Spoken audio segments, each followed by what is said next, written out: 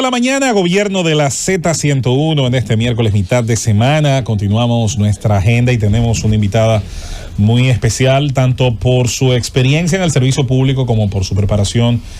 Yo agregaría también por los tipos de tema que toca, y me parece que estamos ante una política y una ciudadana que osa, yo creo que abordar temas que no todos los políticos conocen, comprenden o profundizan, como es el tema de la inteligencia artificial, donde se ha convertido en una de las servidoras públicas hace mucho tiempo que trata el tema, lo aborda, pero su formación amplia, doctorada en educación, especialidad en liderazgo organizacional, vicepresidenta del Partido de la Liberación Dominicana, posgrado en dirección de operaciones, licenciada en contabilidad, años de experiencia en el sector público y privado.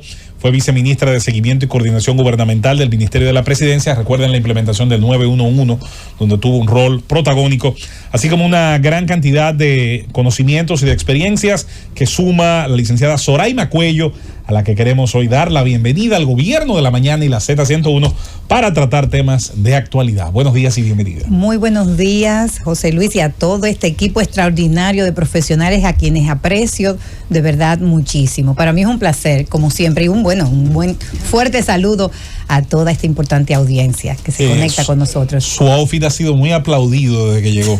Me gusta tu corbatín. Muchísimas gracias. ¿Usted sabe de dónde viene la palabra corbata? No sé. Es croata. No sabía. De una palabra que se llama cravat. En el uniforme militar de los croatas, que eran mercenarios, es decir, soldados de paga, los tipos iban con su corbata y los franceses vieron y dijeron, mierda, eso se ve elegante. Y lo trajeron para este lado. De ahí viene la corbata. A mí desde muy joven me han gustado mucho las estolas, todo lo que tiene que ver con corbatines, etcétera. Entonces es parte de mi estilo. Sí. Mira, aquí buscando, porque yo me hago mi tarea siempre. Pero yo nunca había oído ese de que Manfred Mata, de que aspirante a la candidatura presidencial de la Liberación Dominicana. Y hay más. Oye, hay más. Tiene la fuerza del pueblo que buscar algo así, porque si no, ¿quién va a debatir con Leonel? Pero este Hipólito Polanco que siempre... Hay que buscar un Manfred Mata en la fuerza del pueblo también para legalizar. Pero vamos a orar. Pero Susana, por favor. Se me ocurre hacerte una pregunta. Que no es del corbatín. No, ni es política ni nada. Si tú fueras la presidenta de la República, ¿qué tú hicieras para sacar alguna suerte de dato, de plan con esas ejecuciones que se están haciendo? De verdad a mí me está preocupando tanto las ejecuciones extrajudiciales. Ya llegaste. ¿Qué tú haces con la Policía Nacional? Con el conocimiento que tú tienes en tecnología, planificación, todo eso que sabemos que es Zoraima y que aplicó desde el Viceministerio de la Presidencia. Muchas gracias, Susana, por la pregunta. Y así como a ti te está preocupando, yo creo que a toda la sociedad en la República Dominicana nos mueve prácticamente un dolor, una indignación, una motivación de contribuir a que obviamente todo lo que estamos viendo se transforme. Y quiero hablar ahora primero como madre, que cuando vi ese... Como hermana y madre, cualquiera de los hijos, hermano, puede verse envuelto en eso. Como amiga, como mujer, como, ¿verdad? Como dominicana. Ver este caso de Darling Mercado, a mí en lo personal me entristeció muchísimo. Me entristeció muchísimo porque también, no solamente por la pérdida de este joven, sin mediar prácticamente palabras, sin justificación alguna, sino que sumado a todo ello, me indignó mucho también la actitud de los demás policías que estaban con él, porque entendí que ante un hecho de esa naturaleza, el no hacer nada, ni siquiera llamar al 911, que es como la emoción inmediata. Yo veo un accidente en la calle, un accidente, cualquier tipo de situación, y yo soy la primera que trato de ayudar. Es decir, la sensibilidad humana, ¿dónde está en estos agentes del orden? Ese fue como el primer elemento que en mí resurgió, entendiendo de que, digamos que estamos en esta cabina, yo no hago nada cuando veo una situación como esa. Entonces, hay muchas cosas que yo creo que se tienen que hacer en nuestro país de manera clara y específica. Respondiendo a tu pregunta, creo que están faltando el cumplimiento a los protocolos, eso es lo primero. La Policía Nacional tiene protocolos establecidos, pero también se requiere que se refuercen los mismos porque estamos viendo atropello y abuso policial en las redes sociales. Y antes probablemente eso no se notaba tanto, pero qué bueno que en este caso se grabó un video y que hay en otras situaciones también donde la ciudadanía ya está grabando y compartiéndolo. Y el primer elemento es ese: garantizar el cumplimiento de los protocolos, pero también de la supervisión efectiva. Nosotros estamos viendo un incremento continuo de las defunciones, de las muertes por acciones policiales, y no hemos visto ningún plan en la reforma policial, ni en el Ministerio de Interior y Policía, ni en la Policía Nacional, que le esté prestando atención a ese elemento. En septiembre del 2025, el Partido de la Liberación Dominicana hizo un llamado de alerta al analizar la estadística que mostraba ya un incremento de un 193% en ese momento. Y en el día de ayer, uno de los periódicos nacionales mostraba la estadística de cómo había venido descendiendo las acciones policiales, las muertes, los homicidios por acción policial hasta el 2020. A partir del 2021 ha venido un incremento continuo, llegando hasta este momento a 142 personas fallecidas en lo que son supuestos intercambios de disparo. Pero aquí quiero hacer una acotación. En el 2019 fueron 104. No es posible que apenas en 6 meses nosotros tengamos 142 casos, que cuando se proyectan, si siguen a este ritmo, nosotros vamos a retroceder 15 años en materia incluso de derechos humanos. Entonces, lo primero es eso, que las autoridades le presten atención y que la sociedad también esté pendiente, alertando, porque en definitiva no están mostrando interés en estos casos. Entonces ahí falta supervisión real, pero de manera simultánea quiero resaltar que no se están compartiendo las estadísticas de manera transparente. Yo personalmente hace 2 días ingresé a lo que era antes el Observatorio de Seguridad Ciudadana, ahora llamado CATDESI, y no están las informaciones actualizadas, tampoco están actualizadas en la Policía Nacional, por lo que nos falta información para hacer propuestas específicas de mejora. Sin embargo, sí cabe destacar que con el uso de cámaras de videovigilancia, que con el uso de muchísimos mecanismos que ya se habían venido trabajando, existe la posibilidad de que se cambie la cultura, porque estamos viendo también un retroceso en materia cultural. La violencia en la policía, el uso de la fuerza está manejándose de forma desmedida, no se corresponde con las situaciones que estamos viendo, y a mí, igual vuelvo a reiterar, me partió el alma cuando yo vi que este joven estaba colaborando, y usted se pregunta, que sea uno de nosotros que lo detenga la policía, el temor que está generando en la ciudadanía. A mí misma me da miedo, porque uno no sabe. Es la autoridad armada, sin cumplir realmente con un protocolo. Mira qué fácil, tú disparar un arma de fuego y quitarle la vida a una persona que no había hecho nada. Entonces, yo creo que esto también entristece a la misma Policía Nacional, porque no quiero entrar a todos en un mismo cajón. Reconocemos que hay agentes que son éticos, que quieren hacer un buen trabajo, pero el mismo sistema los termina desmotivando. Esa reforma de la Policía Nacional está mostrando que no tiene los avances que todos esperamos, y esto no es algo vinculado a partidos políticos, esto es la sociedad dominicana que requiere que definitivamente se vean los resultados, no los discursos, sino los resultados reales en el día a día. Soraima, me gustaría conocer tu opinión acerca de la situación que enfrentamos ahora con el Código Penal, de que si entra, si no entra, si hay modificaciones, y la posibilidad de que la Cámara de Diputados introduzca modificaciones a algunas legislaciones. Bueno, ahí aprovecho para hacer un reconocimiento a Charlis Mariotti, el diputado del Partido de la Liberación Dominicana, que sometió un proyecto para acogerse al vacatio legis, de forma que se pueda dar un plazo adicional dentro de lo que establece la ley para hacer esa revisión del Código Penal.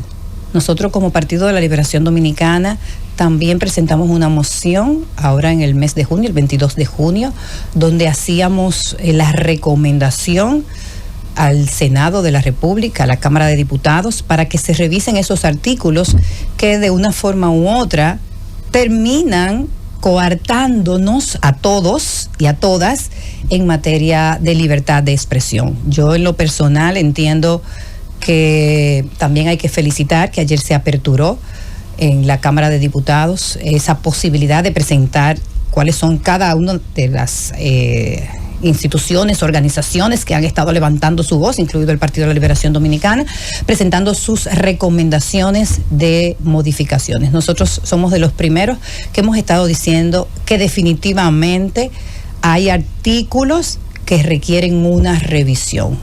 Y ahí está nuestra declaración oficial, como acabo de mencionar, en ese sentido. Soraima, a mí me gustaría conocer la visión que tú tienes de por dónde va el país. Sí, vemos que hay muchas situaciones, muchos temas, mucha información que al parecer lo que han generado es mucha incertidumbre en la población en sentido general y en los diferentes, también los diferentes sectores productivos del país. A mí me gustaría saber la visión tuya con respecto hacia en qué punto estamos como país y hacia dónde tú ves que vamos con esta administración, que es la que le toca administrarnos y dirigirnos hasta el 2028 por lo menos. Bueno, mira, Julieta, déjame hacerte un comentario. En el 2024, cuando tuve el honor de ser la candidata a la vicepresidencia por nuestra organización, yo lamentaba mucho la falta de conocimiento que tenía la ciudadanía en relación a los problemas nacionales. Porque me encanta, porque lo disfruto, analizar datos. Me encanta hablar con evidencias. Me encanta irme a la parte de resultados. Yo creo en los resultados tangibles. Y todo el que llega a un gobierno necesita mostrarle resultados a la sociedad. Y en ese momento, en el 2024, recuerdo como ahora, yo tuve un momento en el que lloré, analizando informaciones, porque decía, Dios mío, la gente está ciega, no se está dando cuenta. Y creo que en este mismo espacio dije que eso es como los análisis, que usted tiene que realizárselo y que hay tendencias que te van mostrando los indicadores de la decadencia que llevaba el país en el 2024. Hoy en día, la sociedad dominicana está clara. Esos cacerolazos que se están viendo en la República Dominicana de manera muy clara y específica en sectores de clase media y de clase alta, te demuestran lo que está viviendo el país, el bolsillo afectado. Una canasta básica familiar, señores, que todos lo sabemos que está en unos 49,000 pesos, que al final la gente, yo hablaba hace 2 días con una persona en un espacio y me decía, yo no voy a los restaurantes porque no lo puedo pagar, porque en cualquier factura en un restaurante tú terminas pagando tu salario, un salario mínimo, 15,000 pesos muy fácilmente. Y ni hablar del sector eléctrico. La señora que me acompaña en mi casa, que me ayuda con las labores, tiene varios días llegando que no duerme, porque no hay energía eléctrica. Y ustedes saben lo que eso implica, no para mí, para las empresas, una reducción de la productividad de las personas, porque cuando usted no puede descansar, usted al final no puede producir de manera similar a como obviamente tiene un descanso adecuado, por la falta del servicio eléctrico. Y ahí están los indicadores, como las pérdidas, no solamente la falta de energía, sino también las pérdidas en el sector eléctrico, están dañando las finanzas públicas. Y al final, somos nosotros los que terminamos pagando una mala gestión, una mala administración. Entonces, cuando yo lo miro, que atravieso todos los sectores, yo miro la educación, no vemos ningún tipo de mejoras, aunque han manejado el mayor presupuesto de la historia. Usted no ve, aquí ha incrementado la deserción escolar, aquí se ha aumentado la repitencia de los estudiantes en las aulas, aquí se ha disminuido la cantidad de estudiantes en las aulas, aunque tenemos más recursos, es decir, no hay una mejora en el sistema. Pero cuando usted mira la salud, es penoso lo que estamos viviendo. Yo vivo también solicitando informaciones a través de la ley de libre acceso a la información y quiero comentarles que no me dan la mayoría de las informaciones que requiero. Al día de hoy yo tengo más de 100 días esperando una información que solicité al Ministerio de Educación.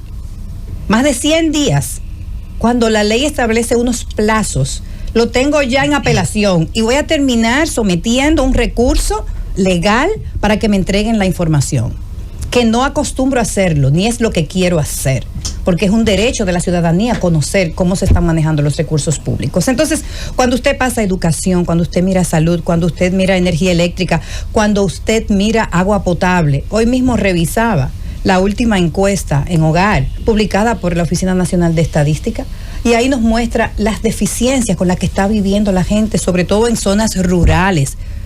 Es penoso, no se ha resuelto ningún problema estructural, sino que se han agravado los problemas que tiene el país. Y ni hablar del endeudamiento público, que todos sabemos que se ha duplicado en apenas 6 años, sin resultados concretos para la ciudadanía. Entonces, ¿qué decir?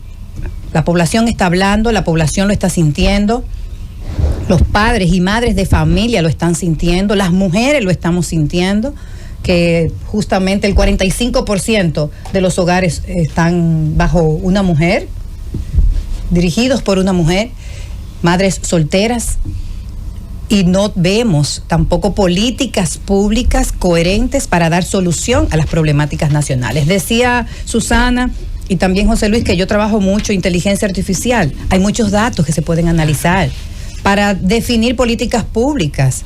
Por favor, aquí hago un llamado a las autoridades, muéstrennos resultados, trabajen en favor de la gente. Aquí lo único que las personas están pidiendo es vivir en un país seguro, donde todo el que sale a trabajar quiere llegar a su casa y encontrar energía eléctrica, los servicios básicos, agua potable, y que luego de trabajar, por lo menos lo que reciben le alcance para la comida básica. La situación ha empeorado enormemente y nosotros como organización tenemos el deber de vivir escuchando las problemáticas nacionales y presentar propuestas en cada tema semanalmente. Como oposición responsable hemos ido planteando las problemáticas y algunas de las cuales el gobierno las ha reconocido, porque cuando hemos dado la alerta, por ejemplo, con el tema de los subsidios, ya el gobierno dice que los está revisando, porque saben que de manera política, sin una focalización para las personas que sí necesitan esos subsidios, se ha llenado la nómina de subsidios en el programa Supérate de personas que no necesitaban una ayuda del gobierno en desmedro de los que sí la necesitan. Entonces, qué bueno que en este caso, que nosotros hemos dado la alerta de manera reiterada, el ministro de Hacienda lo ha comunicado públicamente, que lo van a estar revisando porque saben que hay ahí oportunidades, pero esperamos también esperar lo propio con la mejora en el sector eléctrico, para poner un ejemplo. Soraima, doctora Soraima Cuello, doctora en educación. Mire, hoy creo que se promulga la ley, la reformada ley de residuos sólidos. Creo que es hoy, ¿verdad? Hay un debate, hay una situación. O se observa. O se observa, sí. Exactamente. Y las medianas, pequeñas empresas prácticamente han expresado su sentir, pero por otro lado vemos una situación con relación a los hospitales, que ha sido también uno de los temas que hemos observado tratar. ¿Qué está sucediendo? ¿Crees que el cúmulo de deuda social está en este momento provocando, de hecho, lo que tú acabas de mencionar con relación al tema de los cacerolazos, esa ola de impopularidad que se está sintiendo? ¿Qué tú entiendes? ¿Que ya hay una clase media que reflexionó y se está expresando? Me gustaría escuchar tu análisis en ese sentido. Mira, la verdad es que hay un gran abandono por parte de las autoridades, un abandono, un deterioro en todo lo que es la solución de las problemáticas fundamentales de la ciudadanía. Y quiero conectar lo relativo a la ley de residuos sólidos con la reforma fiscal que promulgó el gobierno, la ley 30-26.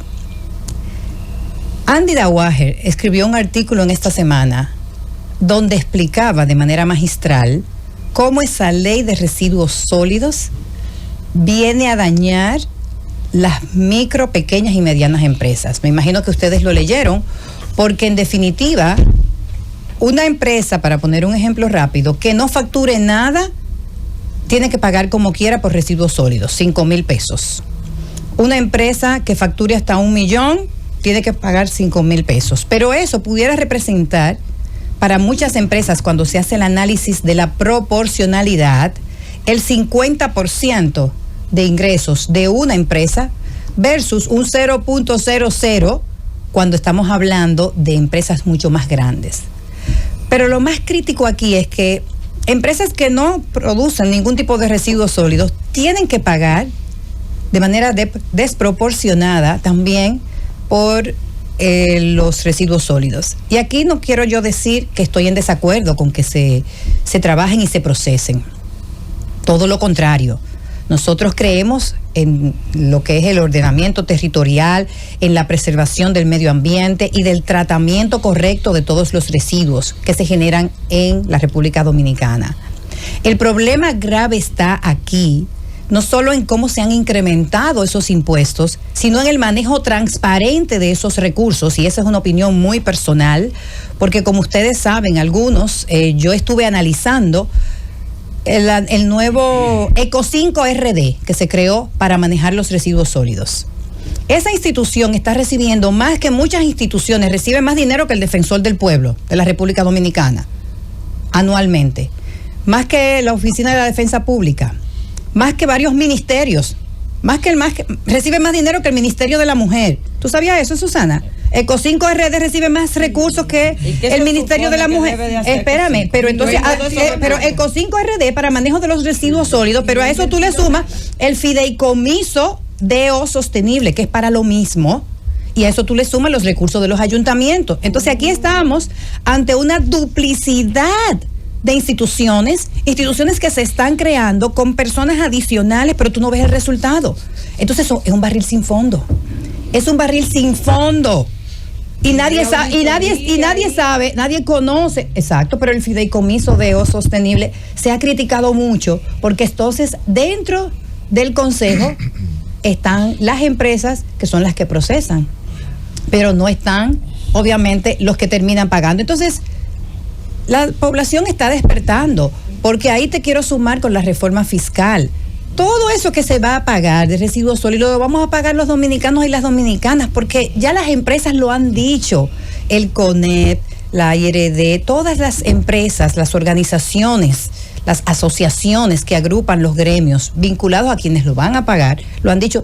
Ustedes no quieren que se aumente la inflación, pero esto se va a terminar trasladando a la ciudadanía en los precios al final.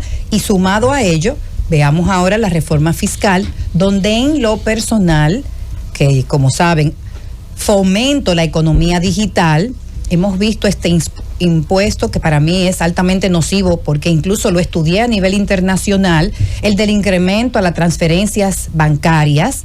Internacionalmente, tanto el Fondo Monetario Internacional como el Banco Interamericano de Desarrollo han realizado estudios desde hace años, desde el 2004, de cómo esto afecta a las transacciones bancarias, la economía digital, y cómo termina afectando la economía. Por cada dólar que se recauda, se pueden perder hasta 0.44 centavos de dólar. Al final, no hay una ganancia real como país. Entonces, esto muestra un desconocimiento de las autoridades ante el incremento de este impuesto. Y aquí quiero señalar que países como Brasil y Ecuador terminaron eliminándolo justamente por estos problemas. Y Perú, que lo tenía en 0.10, lo redujo a 0.05%, justamente por esto que acabo de comentar. Entonces, ¿qué es lo que está haciendo el gobierno? Sin que nos vayamos dando cuenta claramente, aumentando los impuestos, recaudaciones cada vez más voraces, y lo más grave es sin resultados. Recaudaciones a través de impuestos que se adelantan, como el caso de Aerodón, endeudamiento público, nuevos impuestos y al final la situación empeorándose. Entonces es una situación lamentable, crítica para el país.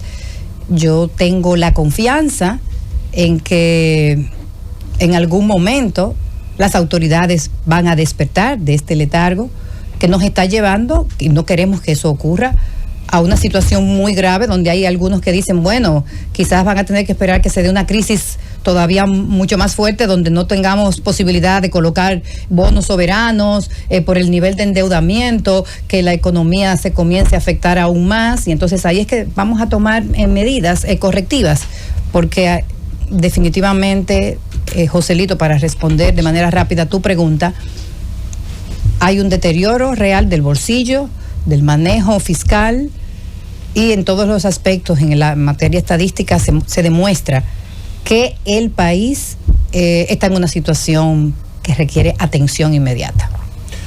No voy a decir casi primeros auxilios. Buenos días, doctora Soraima. Usted es la cara visible del Partido de la Liberación Dominicana, que estuvo detrás de grandes políticas públicas ejecutadas durante los gobiernos del presidente Danilo Medina. A mí me gustaría que usted le comunicara al país, desde su punto de vista, qué tanto se han afectado programas que impactaron tanto en la población, como el 911, todas esas políticas sociales que implementó el presidente Danilo Medina en su gestión de gobierno, con relación al gobierno actual. Cómo estos programas se han ido o fortaleciendo o deteriorando desde su visión. Bueno, la verdad es que el caso del 911 es muy notorio. Justo hace una semana alguien me comentaba con tristeza cómo en Punta Cana una turista tuvo un incidente y no apareció una ambulancia. Aquí estamos hablando, señores, de un sistema que se implementó para salvar vidas, para salvar la vida de todos los dominicanos, las dominicanas y de personas que estuvieran en el territorio nacional. Yo misma he presenciado incidentes donde veo lo mismo que mencionaba ahorita con Susana, la falta del cumplimiento de los protocolos, porque como entenderán, fui coordinadora del sistema y los manejo en el detalle. Se ha perdido la capacitación del personal que da asistencia, no tienen tampoco, cuando llegan a auxiliar, no tienen ni siquiera los medicamentos básicos para poder asistir a las personas. Se han desmontado muchísimas prácticas. No sé si recuerdan que nosotros implementamos patrullas motorizadas, pero que eran ambulancias para dar los primeros auxilios. Eso ha desaparecido prácticamente. Y la coordinación entre las agencias, señores, que para mí eso es crítico y grave, ya no existe.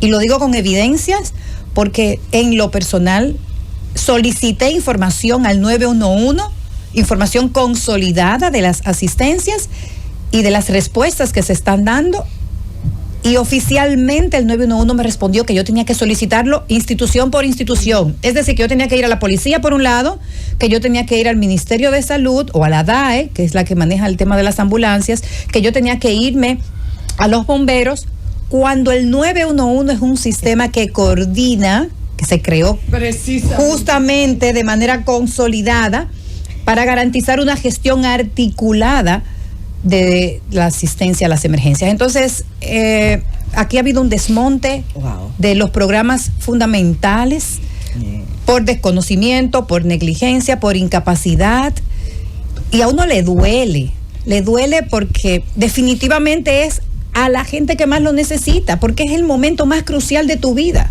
Cuando tú estás siendo víctima de un atraco, cuando tú estás en una situación de peligro, cuando tú tienes a alguien que tú lo ves que se le está dando un infarto y no tienes cómo auxiliarle, necesitas de las autoridades y del personal competente. Entonces no se está dando la formación.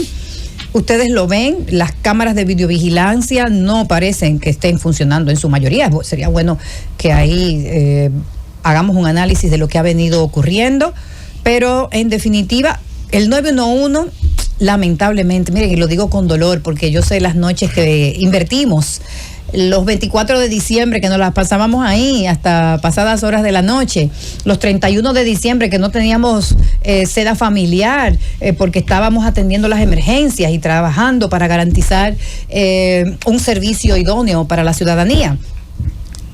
Duele ver ese deterioro, pero aquí quiero también señalar otro proyecto que yo coordiné y que también me duele mucho, que fue el de República Digital.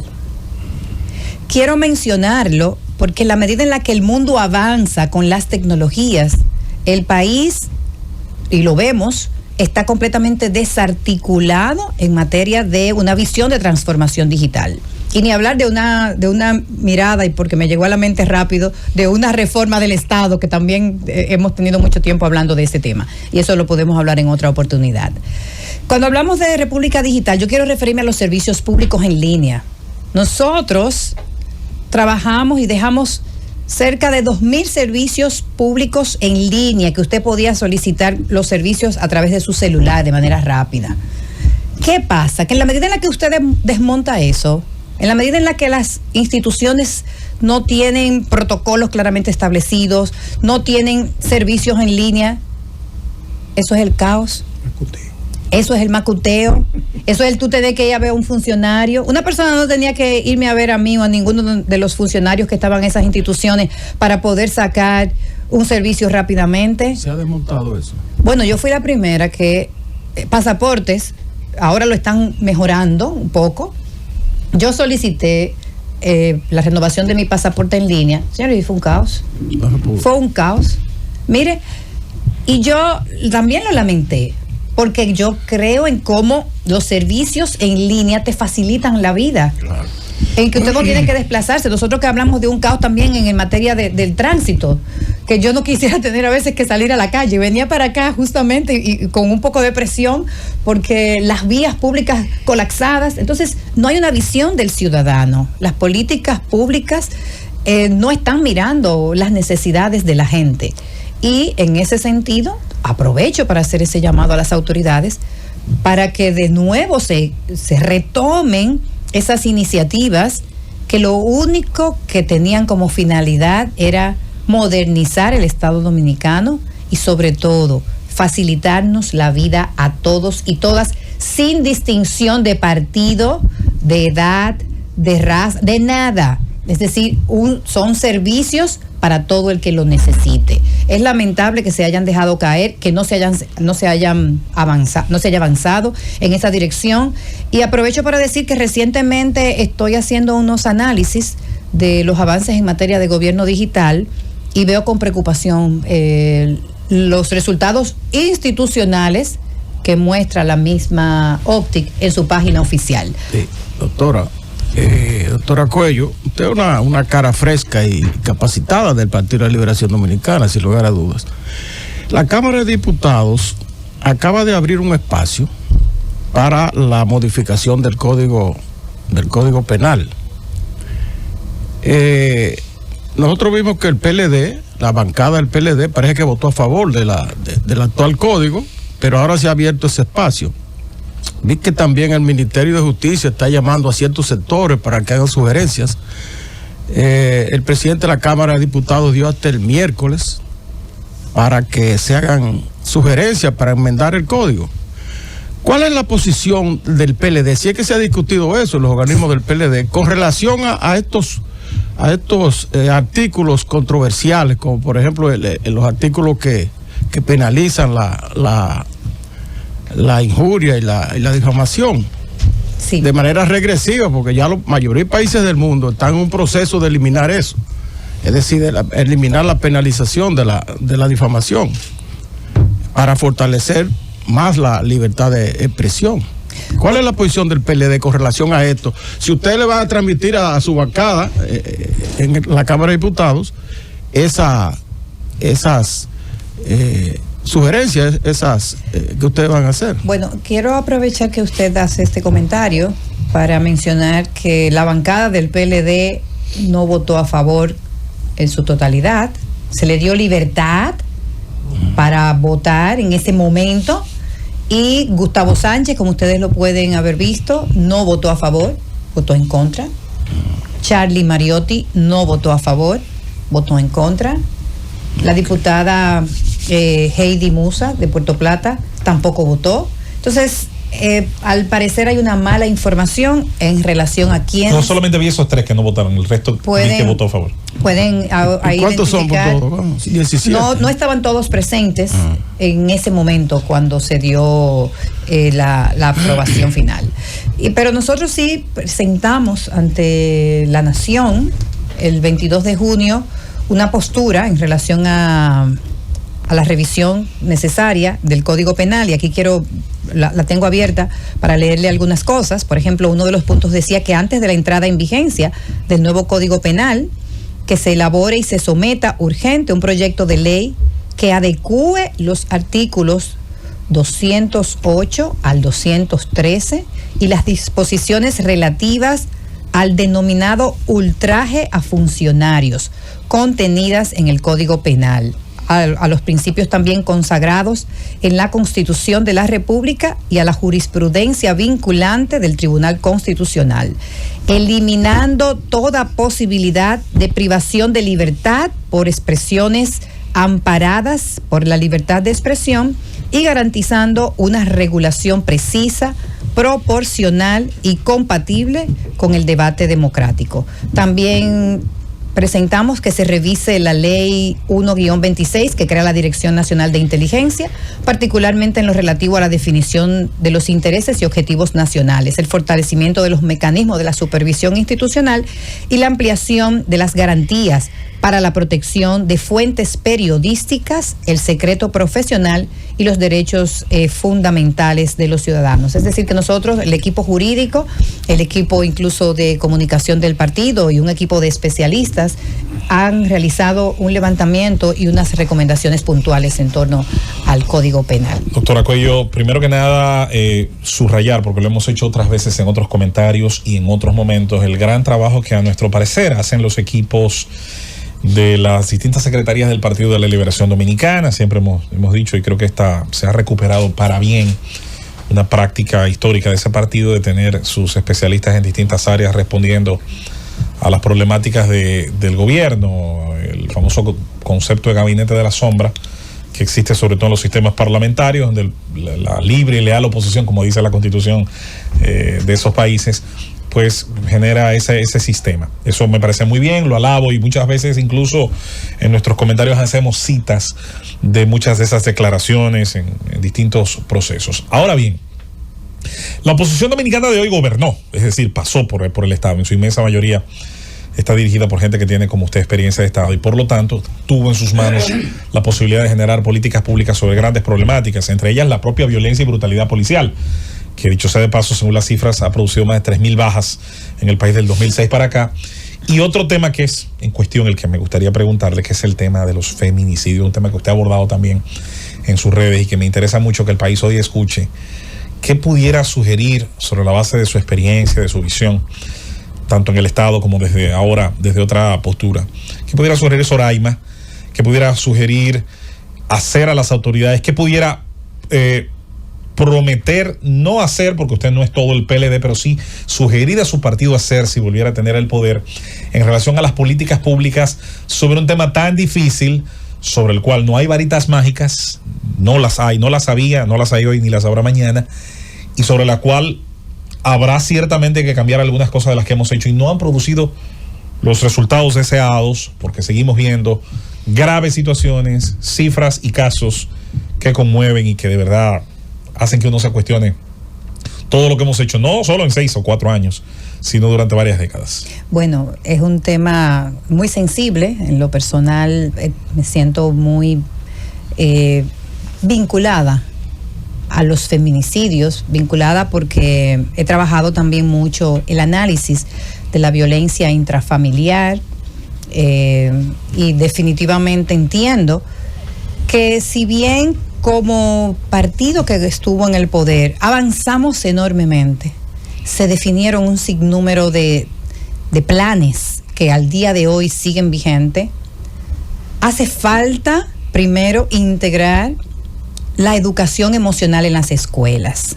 Yo creo que en sentido general los problemas de salud mental que están afectando incluso en la Policía Nacional, en los hogares dominicanos, es necesario que sean vistos como una problemática que nos afecta enormemente al momento de gestionar conflictos, de manejarnos en sentido general. Una pedagogía de lo psicoafectivo es necesaria, lo hemos dicho. Definitivamente. Como las matemáticas, como el lenguaje. Definitivamente. Yo desde hace muchos años que soy una fiel creyente de que en las escuelas tenemos que ayudar a educar en emociones, en manejo de conflictos.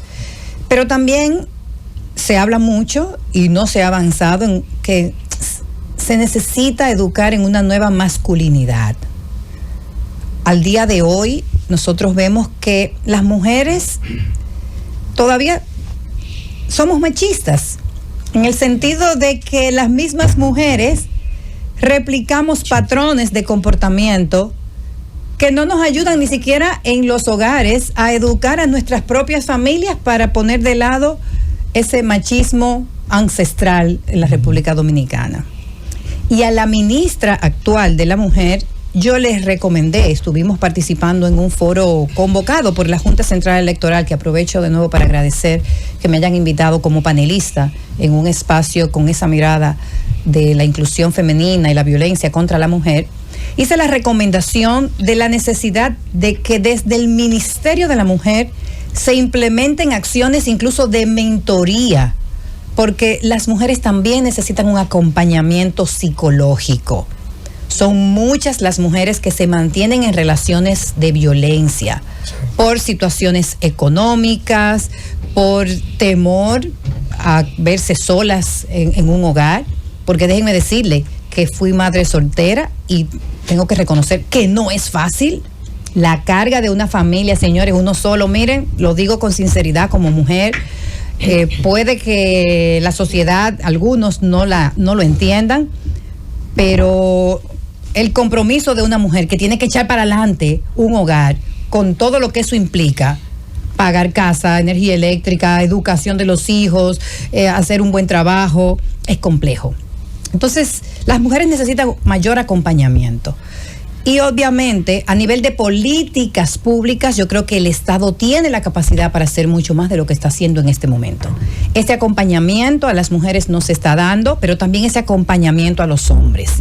Y aquí quiero resaltar un aspecto importante. También tenemos que sincerizar las estadísticas. Hoy en día, porque estoy haciendo un trabajo de contar día a día los feminicidios que salen publicados en los medios de comunicación, la data no coincide con la data del Ministerio de la Mujer ni del Ministerio de Interior y Policía, y mucho menos con el de la Procuraduría, que es el que al final muestra números más altos en cuanto a lo que tiene que ver con los feminicidios. Es grave lo que está ocurriendo en el país. Necesita una atención priorizada por parte de las autoridades, con acciones concretas que permitan ese acompañamiento tan necesario cuando una mujer va y hace incluso una denuncia, porque aquí esto es importante. Las mujeres están yendo, y ya lo sabemos, lo hemos visto, a hacer denuncias y no se está procediendo como corresponde por parte de las autoridades. Entonces, ojalá que se sensibilicen, así como decía hace un rato con relación a los agentes policiales que no mostraron ninguna sensibilidad con el caso de Mercado, de Darling Mercado. Lo mismo está ocurriendo cuando va y se pone una denuncia en el Ministerio Público. Y oigan bien, cuando una mujer o un hombre o quien sea toma una decisión de ir a poner una denuncia porque la cosa es grave, porque uno siempre tiende a dejar las cosas para después, o no va a pasar nada, no va a pasar nada. Cuando alguien se decide a denunciar, hay que prestarle atención.